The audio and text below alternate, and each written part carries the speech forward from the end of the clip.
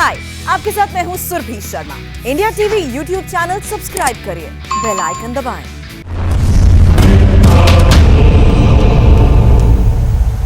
नमस्कार, मैं हूं अमित पालित। अब होगा मुकाबला। वैसे तो मुकाबला आज हर किसी को कोरोना से करना चाहिए, लेकिन सरकारें और सियासी पार्टियां इस मुश्किल दौर में एक दूसरे पर उंगली उठा रही हैं। चाहे ऑक्सीजन की बात करें, वेंटिलेटर की बात करें या फिर वैक्सीनेशन की बात करें, कमी है, लेकिन इसे संभालने के बजाय इसे नेता सियासत में उलझा रहे हैं और जनता जूझ रही है। आखिर इस वार पलटवार की क्लियर पिक्चर क्या है, यही आज साफ होगा मुकाबला में। हमारे साथ है मध्य प्रदेश के मेडिकल एजुकेशन मिनिस्टर विश्वास सारंग और राजस्थान के ट्रांसपोर्ट मिनिस्टर प्रताप सिंह खाचरियावास। आप दोनों का बहुत बहुत स्वागत है। तो अब शुरू करते हैं मुकाबला। प्रताप जी, राहुल गांधी कहते हैं कि वैक्सीनेशन पर जीएसटी नहीं लगना चाहिए। आपने भी यह बात कही, आखिरकार क्यों ना लगे जीएसटी? मुझे एक बात बताइए, आप लाशों के ढेर लग रहे हैं, सांसें टूट रही है और बंगाल का चुनाव होता है तो आप पेट्रोल डीजल की रेट इसलिए नहीं बढ़ाते कि आपको चुनाव जीतना है। जैसे ही बंगाल के चुनाव खत्म हुए आपने पेट्रोल डीजल की रेट बढ़ाना शुरू कर दिया। अब कहां कांग्रेस बीजेपी के झगड़े में पटक रहे हो? पूरे देश को वैक्सीनेशन चाहिए, पूरे संसाधन फेल हो जाएंगे, हालात बिगड़ जाएंगे, उसके बाद संभलेंगे हम। और वैक्सीन पर पहली बार ऐसा हो रहा है जब कोई टीका आ रहा है उस टीके के भी पैसे मांगे जा रहे हैं। कह रहे हैं 18 से 45 वर्ष के लोगों के पैसे दीजिए और अब जीएसटी और मांगने लग गए। अरे आपको तो फ्री वैक्सीनेशन होनी चाहिए पूरे देश में। ये लड़ाई कांग्रेस और बीजेपी की नहीं है, ये धर्म की नहीं है, जाति की नहीं है, ये तो अंतर्राष्ट्रीय महामारी है। हम जिंदा रहेंगे तब वोट की बात करेंगे ना। जिसकी सांसें टूट रही उससे जाकर पूछो कितना बड़ा दर्द है। मैं इस लड़ाई को कांग्रेस बीजेपी में बांट कर नहीं देखता। इस वक्त मॉरल ड्यूटी है, इस देश का खजाना जनता का खजाना है। और इस वक्त यदि संकट की घड़ी में, मैं हमेशा कहता हूं, नेता का और सरकार का पता चलता है, अपने पराये का पता। ये देश पूरा एक परिवार है। इस परिवार में संकट की घड़ी में वैक्सीनेशन पर अब नई बात आ गई, जीएसटी की बात और आ गई। चलिए, आपके बात में पॉइंट है कि इसमें राजनीति नहीं होनी चाहिए, कांग्रेस बीजेपी नहीं होना चाहिए। लेकिन सर, आपके राज्य में जो हाल है उसी पर भी तो नजर डालिए। नहीं होना चाहिए। कल हमारे शो आज की बात में रजत जी ने कुछ तस्वीरें दिखाई थी, मुझे पता है जी। क्या हो रहा है सर? वेंटिलेटर्स हैं, इस्तेमाल क्यों नहीं हो रहा? देखिए तस्वीरें हम जरा दिखा दें, क्योंकि कल रजत जी ने अपने शो में सारी सच्चाई दिखाई थी, हकीकत दिखाई थी, किस तरह से कोटपुतली हो। इसके अलावा जो वहां पर चूरू एक जगह है, वहां पर भी हमने देखा कि जो वेंटिलेटर्स से पड़े हुए हैं। इसके अलावा एक रिपोर्ट आई जिसमें बताया जाता है कि जो राजस्थान में 1500 वेंटिलेटर्स आपके सिर्फ वैसे ही पड़े हुए हैं जिनका अनयूज्ड है, कोई इस्तेमाल नहीं हो रहा। चाहे जोधपुर की बात करें, जयपुर की बात करें, क्या हो रहा है सर? आप वेंटिलेटर की बात कर रहे हैं, अनयूज वेंटिलेटर की बात कर रहे हैं। जो वेंटिलेटर खराब है उस वेंटिलेटर को ठीक करने के लिए काम दे दिया गया। आप वेंटिलेटर पर आ रहे हैं, लोगों को ऑक्सीजन चाहिए, वेंटिलेटर के लिए कौन मना कर रहा है? कोई वेंटिलेटर की लड़ाई नहीं है। वेंटिलेटर भी कम पड़ जाएंगे, इसीलिए तो लॉकडाउन हो रहा है। अभी तो ऑक्सीजन की लड़ाई चल रही है राजस्थान में। मैंने साफ कहा, जिस राज्य को जितनी ऑक्सीजन चाहिए उतनी ऑक्सीजन आप दे दो और ईमानदारी से दे दो। गुजरात को, एमपी को, यूपी को, राजस्थान को आपको इतना सा करना है कि जिस रेशो में आपने दूसरे राज्य को दी है उस रेशो में राजस्थान को दे दो। आप उस पर भी बात करेंगे, उस पर भी बात, ऑक्सीजन पर भी बात करेंगे। लेकिन देखिए, वेंटिलेटर की बात इसलिए होती है क्योंकि वेंटिलेटर जब जरूरत पड़ती है तब उसका होना बहुत जरूरी होता है। जब आपके पास अनयूज पड़ा रहे, लोगों के इस्तेमाल में ना आए तो सवाल होते हैं ना। ऑक्सीजन पर भी बात करेंगे, लेकिन विश्वास जी को जरा लाने दीजिए डिबेट में। विश्वास जी, यूज नहीं है, जो वेंटिलेटर खराब है वो वेंटिलेटर नहीं आ रहा है यूज में। खराब वेंटिलेटर डॉक्टर तय करते हैं कौन सा वेंटिलेटर सही है, कौन सा सही नहीं है। और इसको लेकर अपोजिशन लीडर राजस्थान ने पत्र लिखा प्रधानमंत्री जी को, विपक्ष के नेता बीजेपी ने, कि आपने जो वेंटिलेटर भेजे वो खराब है। हमने नहीं लिखा, केंद्र सरकार ने जो आपको 1500 मिले। एक फिगर पे बात कर लेते हैं प्रताप जी, फिगर आपके पास भी होगा। प्रताप जी एक मिनट, फिगर आपके पास भी होगा। 1500 वेंटिलेटर आपको मिले पीएम केयर फंड के जरिए, जिसमें से 230 फॉल्टी निकले, बाकी का क्या हुआ? आप मुझे एक बात बताइए, सारे वेंटिलेटर जो सही है वो लगा दिए गए। और ये बात मैं नहीं कह रहा, ये तो विपक्ष के नेता, मैं आपको कह रहा हूं, बात कर लेना। कटारिया जी राजस्थान में भारतीय जनता पार्टी के सीनियर लीडर है, उन्होंने प्रधानमंत्री जी को पत्र लिखा और ये कहा कि ये जो वेंटिलेटर आपके यहां से भेजे गए, मैं ये नहीं कह रहा कोई खराब भेजे हैं, खराब आ गए होंगे, तो जो खराब आ गए उनको तोड़ना लगाएंगे। अब ऑक्सीजन तो आपने मैनेजमेंट लिया है और हाथ जोड़कर अशोक गहलोत जी कह रहे हैं मैं भीख मांग रहा हूं, ऑक्सीजन दे दो, तो ऑक्सीजन तो दो या फिर राज्यों के ऊपर छोड़ दो। मैं ये कह रहा हूं एक चलिए ऑक्सीजन पे भी आते हैं। विश्वास जी, विश्वास जी, जिस राज्य के पास ज्यादा ऑक्सीजन हो उससे लेकर दूसरे राज्य। ठीक है प्रताप जी, ऑक्सीजन पे भी बात करते हैं। जिस तरह से बात हो रही है, जो वेंटिलेटर्स हैं, आपके राज्य की स्थिति क्या है जहां पर वेंटिलेटर्स आपको मिले हैं? कितने काम कर रहे हैं, कितने अनयूज्ड है? क्योंकि हमें तस्वीरें मिल रही है बहुत जगह से, हमने दिखाई है, चाहे उत्तर प्रदेश हो, राजस्थान हो, बिहार हो, बहुत सारे वेंटिलेटर्स हैं जिनका इस्तेमाल नहीं हो रहा है, उसको वैसे के वैसे रखा हुआ है, जिसमें आपके पार्टी के भी राज्य हैं।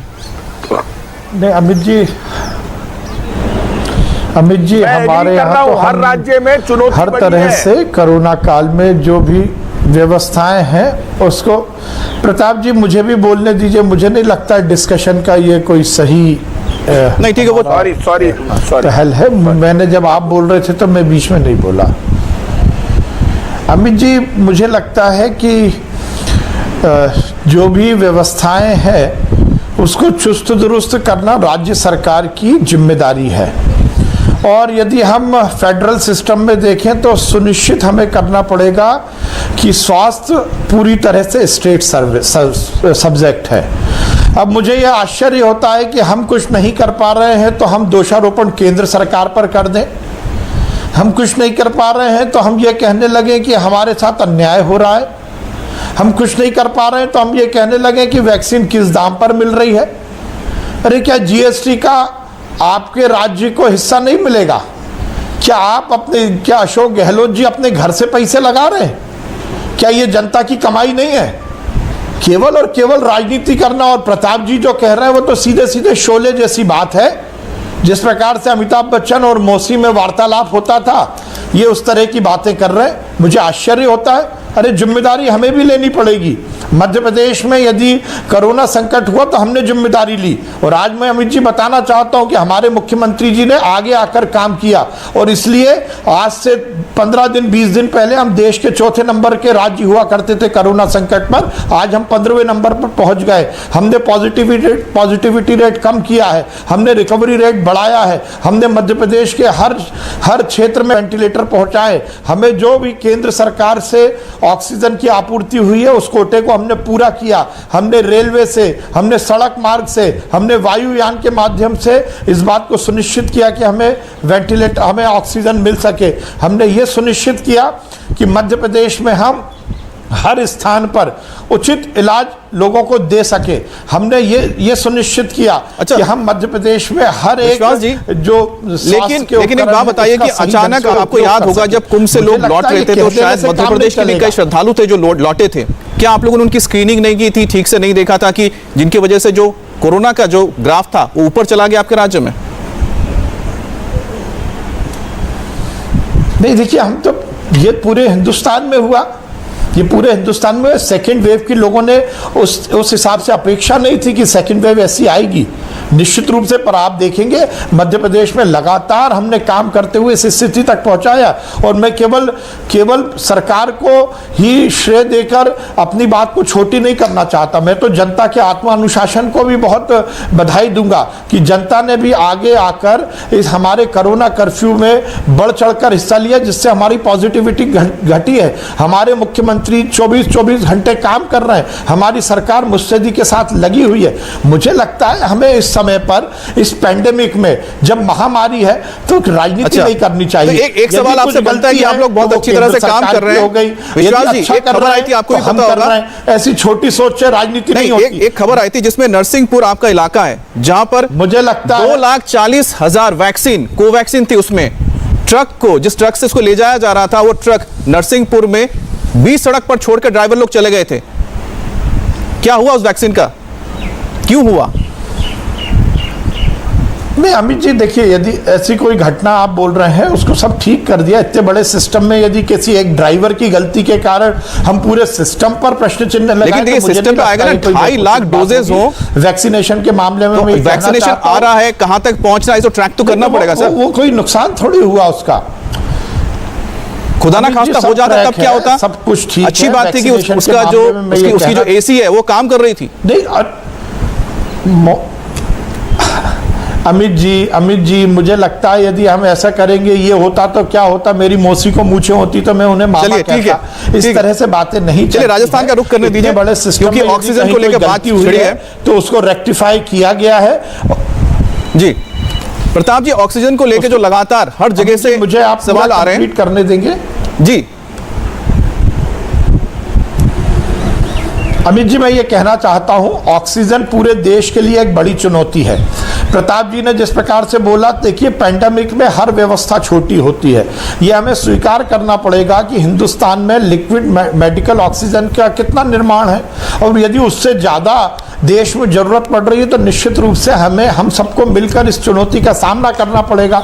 मध्य प्रदेश में तो हमारे यहाँ एक भी यूनिट हम एलएमओ नहीं बनाते थे, पर हमने आज 500 550 जो हमें केंद्र सरकार ने कोटा दिया, हम उसको पूरा प्रोक्योर कर पा रहे हैं। और उसके साथ साथ उसकी जो पैरेलल व्यवस्था है, यदि समानांतर यदि इसके लिए हमें कुछ काम करना है तो उस पर भी हम काम कर रहे हैं। हम ऑक्सीजन कंसंट्रेटर हमने प्रोक्योर किए हैं। हम जो O2 सपोर्ट के बिस्तर हैं, ये सुनिश्चित कर रहे हैं कि उसमें हम केवल और केवल ऑक्सीजन कंसंट्रेटर से मरीजों का इलाज करेंगे। हमारे यहाँ पूरे प्रदेश में हमने ऑक्सीजन जनरेशन प्लांट लगाने की कवायद शुरू कर दी है। मध्य प्रदेश के हर जिले में हम ऑक्सीजन सेपरेशन प्लांट लगा रहे हैं, जिसके माध्यम से हम ऑक्सीजन की आपूर्ति सुनिश्चित करेंगे। हम बड़े प्लांट भी लगा रहे हैं, छोटे प्लांट भी लगा रहे हैं। हम सरकारी स्तर पर भी ये प्लांट लगा रहे हैं, और यदि प्राइवेट सेक्टर में कोई यदि ये ऑक्सीजन प्लांट लगाना चाहता है तो उसको हम 50% की सब्सिडी दे रहे हैं। तो हमने तो दीर्घकालिक और अल्पकालिक दोनों योजनाओं पर काम कर रहे हैं, और आज उसी का परिणाम है कि मध्य प्रदेश में हम इस बात को सुनिश्चित कर रहे हैं कि इस भीषण संकट में भी सरकार मध्य प्रदेश की जनता के साथ खड़ी है। और अमित जी, एक चीज मैं और जोड़ना चाहता हूं, 3 दिन पहले माननीय मुख्यमंत्री जी ने मुख्यमंत्री कोविड उपचार योजना की शुरुआत की है। हर गरीब को कोविड का फ्री इलाज मिल सके, ये मध्य प्रदेश में योजना शुरू हुई है। और मध्य प्रदेश के 88,000 परिवार, 88% परिवार, 88% परिवार को हमने इस कवरेज में लाया है। मध्य प्रदेश में पहले भी हम फ्री कोविड का इलाज कर रहे थे, और अभी भी हम फ्री कोविड का इलाज कर रहे हैं। वैक्सीन में भी हम पूरी तरह से फ्री सभी लोगों को लगा रहे हैं। मुझे लगता है दलगत राजनीति से ऊपर उठकर, केंद्र और राज्य की राजनीति से ऊपर उठकर, हमें केंद्र को बड़ा भाई मानते हुए उनके निर्देशों का पालन करते हुए जनता की सेवा करना चाहिए। चलिए जवाब हम प्रताप जी से लेते हैं। प्रताप जी, आपने सुना ऑक्सीजन को लेकर किस तरह से मध्य प्रदेश में बीजेपी की सरकार काम कर रही है, तो आप क्या कर रहे हैं? मैं एक बात कहना चाहूंगा, मैं मध्य प्रदेश से हुड नहीं कर रहा। भगवान करे मध्य प्रदेश के भी सारे मरीज ठीक हो, मध्य प्रदेश की सरकार भी बहुत अच्छा काम करे, यूपी की भी करे। और मैं आपको बता दूं, राजस्थान सबसे अच्छा काम करने में सबसे आगे खड़ा है। ऑक्सीजन के प्लांट लगाने शुरू कर दिए, ऑक्सीजन कंसंट्रेटर 50,000 की तादाद में आगे, सब जितना कर सकते हैं। राजस्थान के रिजल्ट पहले भी सबसे अच्छे रहे, आज भी राजस्थान सबसे आगे खड़ा है, उसमें कोई कमी नहीं है। मुख्यमंत्री चिरंजीव बीमा योजना में अशोक गहलोत जी ने 5 लाख तक का इलाज फ्री चालू कर दिया। वो राजस्थान वो पहला राज्य है जिसने दुनिया में पहली बार फ्री दवा योजना हम लेकर आए, फ्री जांच योजना हम लेकर आए, और ये सारा काम हम कर रहे हैं। इस काम में कोई कमी नहीं है। यहां बात ये हो रही है, ऑक्सीजन में एमपी बहुत खुश है, बहुत अच्छी बात है। जिस मरीजों के रेशो में मध्य प्रदेश को ऑक्सीजन दे रही है केंद्र सरकार, उन मरीजों के रेशो में उतनी हमको दे दे, इतना सा ही तो हाथ जोड़ रहे हैं हम। इसको कांग्रेस बीजेपी में मैं कब कह रहा हूं केंद्र सरकार हमारे बड़े भाई नहीं है, केंद्र तो हमारी बड़ाई है, बड़ा भाई है। हाथ जोड़कर कोई गलती हो गई तो माफी मांग ले, मुख्यमंत्री ने कह दिया भीख मांग लेते हैं। इससे ज्यादा क्या चाहते हो? ऑक्सीजन की जगह झारखंड, मुख्यमंत्री अशोक गहलोत जी की बात हुई, झारखंड ऑक्सीजन देने के लिए मुख्यमंत्री तैयार हुए। उनका वापस फोन आ गया मुख्यमंत्री अशोक गहलोत जी के पास कि मुझे भी ऑक्सीजन लेने के लिए केंद्र से परमिशन चाहिए, या तो ईमानदारी से मैनेजमेंट करो ऑक्सीजन का, नहीं करते हो राज्यों के ऊपर छोड़ दो। यदि किसी एक राज्य के पास ज्यादा आपके पास पावर है, केंद्र सबसे बड़ा है, अच्छा, तो आप उस राज्य से उसको दे देना। कितना मिल रहा है? लेकिन कम से कम जितनी ऑक्सीजन हमको चाहिए, जितनी हमको ऑक्सीजन चाहिए उतनी ऑक्सीजन तो आप हमको दोगे ना। कितना है और कितना मिल रहा है?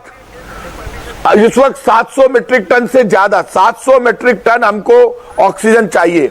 अभी इस वक्त मैंने नहीं, भारतीय जनता पार्टी के इनके 25 एमपीज ने, विपक्ष के नेता ने, प्रदेश अध्यक्ष ने खुद ने यह कहा है कि राजस्थान को 201 मीट्रिक टन ऑक्सीजन और अलग से दी जाए। खुद इनके प्रेस कॉन्फ्रेंस करके जब जनता का दबाव बना राजस्थान की जनता का, तो बीजेपी के नेता लेट आए। पहले तो लगातार आरोप प्रत्यारोप करते रहे। जब हमने हाथ जोड़ दिए, मुख्यमंत्री अशोक गहलोत जी ने कहा कि भाई यदि ऐसा ही है तो ऐसा कीजिए, 25 एमपी आप जीत के गए हो, हमारा तो एक भी नहीं जीता। सवाल हार जीत का नहीं है, तो अब कम से कम जितनी ऑक्सीजन आप मध्य प्रदेश गुजरात को दे रहे हो उस रेशियो में हमको भी दो।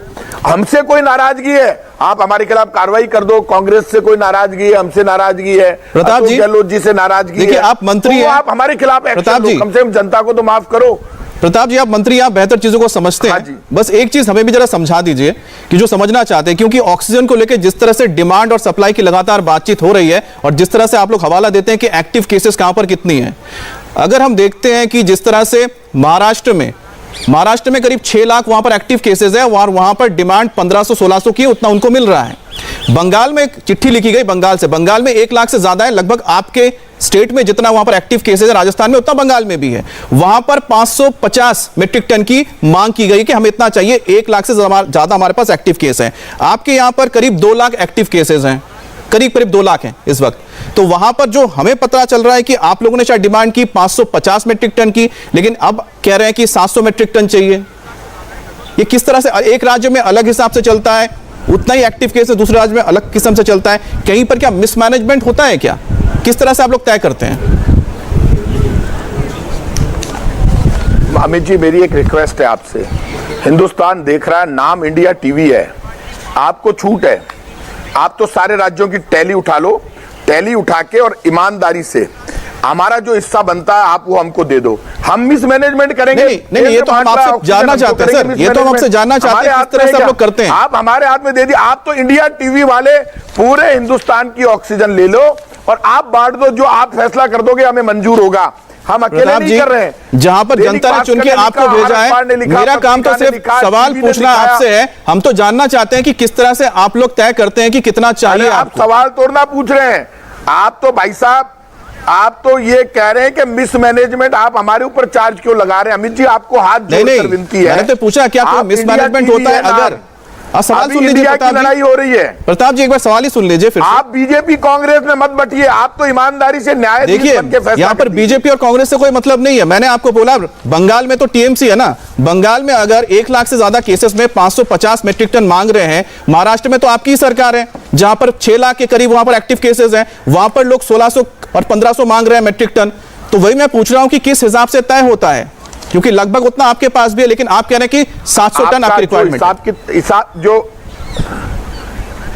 ये हिसाब किताब जो है ये तय हो चुका मुख्यमंत्रियों में, प्रधानमंत्री जी के बीच में। अच्छा। ये गलती पूरे हिंदुस्तान की बीजेपी, राजस्थान की बीजेपी मान चुकी है।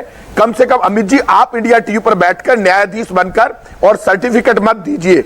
ये सर्टिफिकेट देने का काम, न्यायाधीश बनने का काम बीजेपी वालों पर छोड़िए, क्योंकि केंद्र सरकार बनकर वो बैठे हुए हैं। जी, यहाँ पर मैं आपसे कह रहा हूं, न्यायाधीश नहीं बने हैं, लेकिन एक सवाल, बस जो सवाल है वो जानना चाहते हैं आपके पास टैली नहीं है। ठीक है, चलिए सारंग जी जवाब दे रहे हैं। सारंग जी, आप मेरे से क्या जानना चाहते हो? पूरी टैली देश के सामने है। जी सारंग जी, बेवजह पार्टी नहीं बनना चाहिए कभी भी किसी चैनल को। मैं इतना